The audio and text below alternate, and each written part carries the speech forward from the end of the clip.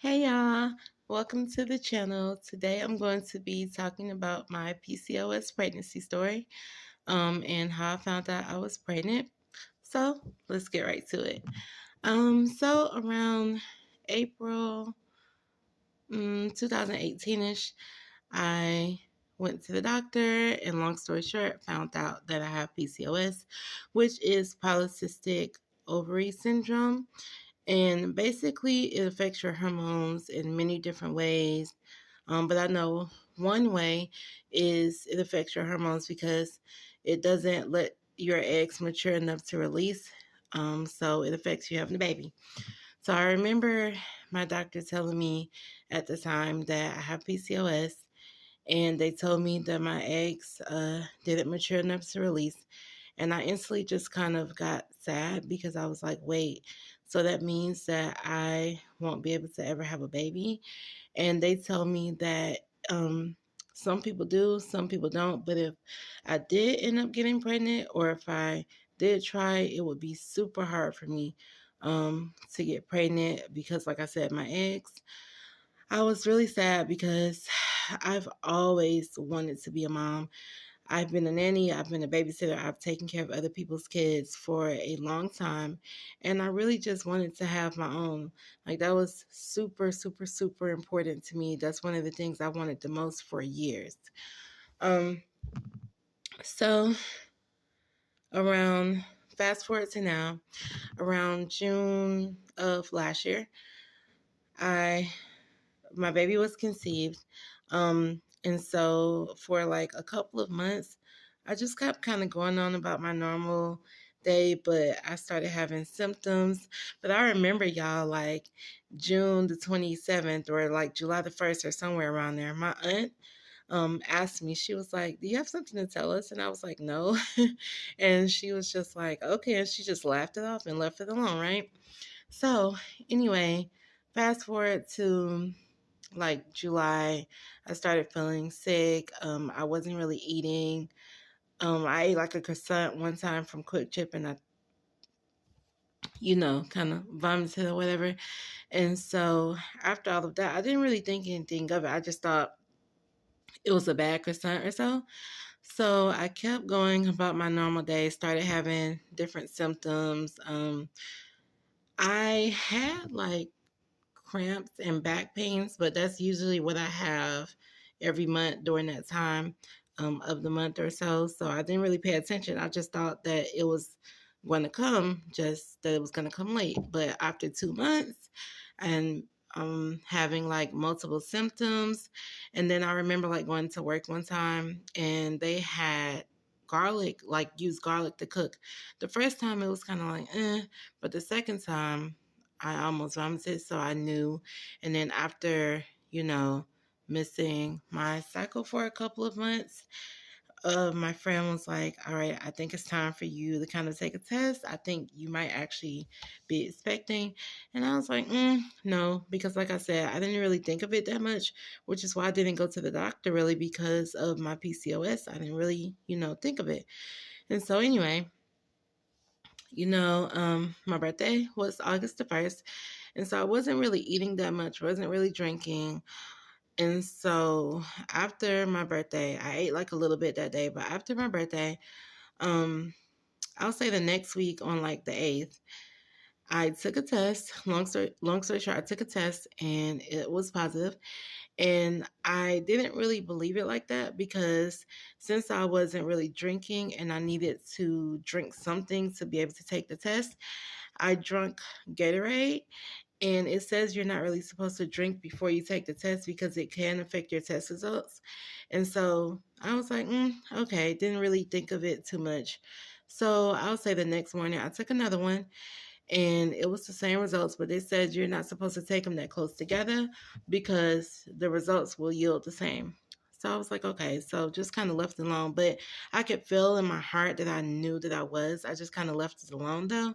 So like 2 weeks later, around August the 19th, I was having pains so bad. Like I couldn't even take it anymore. I went to the emergency room and basically after doing some tests and drawing my blood and all of that stuff, the lady came back in with the ultrasound machine, and I was like, I know it, right?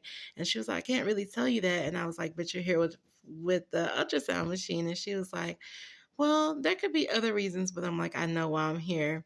I know that you're about to tell me.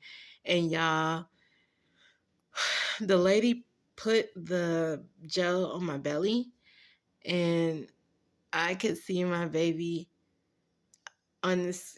I could see my baby and hear the heartbeat. And y'all, I instantly just, my heart filled with so much joy, because being that they said it was a possibility I would probably never have a child, or it would be actually super hard for me to have a child, and then like 3 years later to actually having a baby in my belly, I was just so excited. Um, so they did everything. She took, they can't really give ultrasounds at the hospital.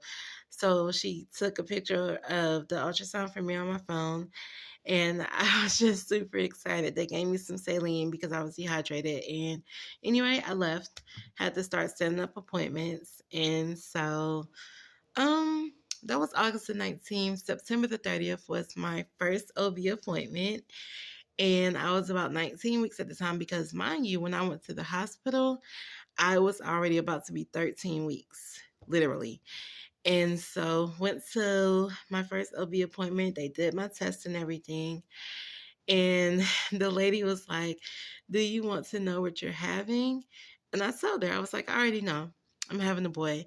And she was like, well, you can't go by those old wife tales.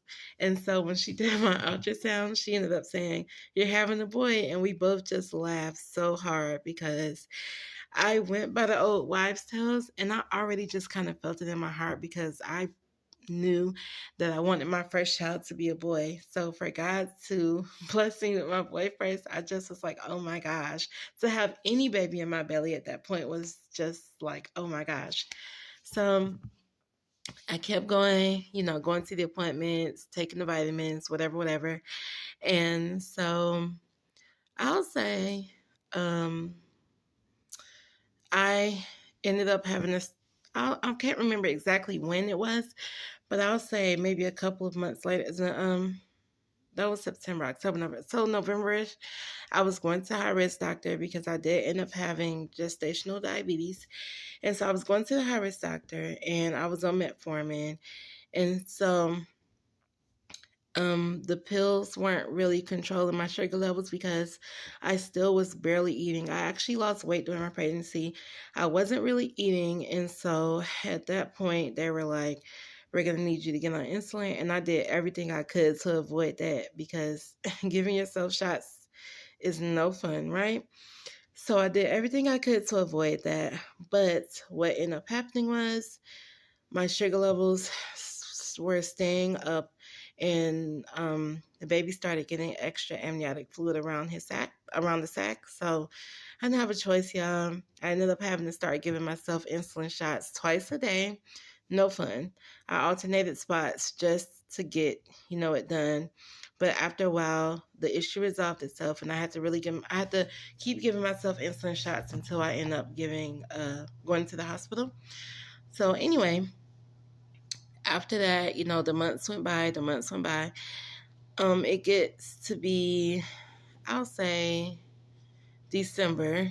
No, that's when I went into the hospital to end up having to get my insulin, because so much other stuff was going on. So January, I had to go and get tested for preeclampsia at the emergency room, because my blood pressure was going up and it was high. Like, I had to get tested one time in October and then one time in January for preeclampsia. And they told me in October I didn't have it, but I probably was just stressed. So to come, to not be stressed and take care of myself the best I could. So I started giving myself the insulin in December. January comes, and I have to go to the hospital again to be tested, because my blood pressure is up crazy. And they tell you, like, when you're pregnant, your body changes. You might have never had diabetes, blood pressure issues, any of that before, but the hormones and everything else that's going on with your body changes it, So Sometimes you end up with things and have it for a long time afterwards, and sometimes you get it and it's gone, and sometimes people don't get sick at all. I mean, it doesn't matter who you are. Pregnancy changes your body, so for those things sometimes. So anyway, I'm still going. I'm still going to my appointments, doing what I need to do. And here comes, I'll say, the end of January. I'm having all of the pains, y'all. Kicks, my baby was so super active in the womb. I remember staying the night with my mom one time, and she was like, "You're up at 1 o'clock, 2 o'clock in the morning," because I've always been like, for a few years, I've been like a night person.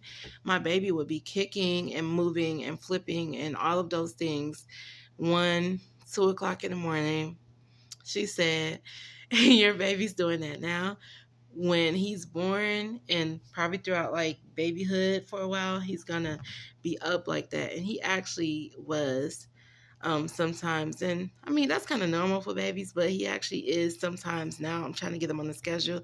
But anyway, so all of that happens. Start seeing my doctor every week, start seeing the high risk people again because some things that happen. I get to my 37th week, 6th day, and I have a doctor appointment that day.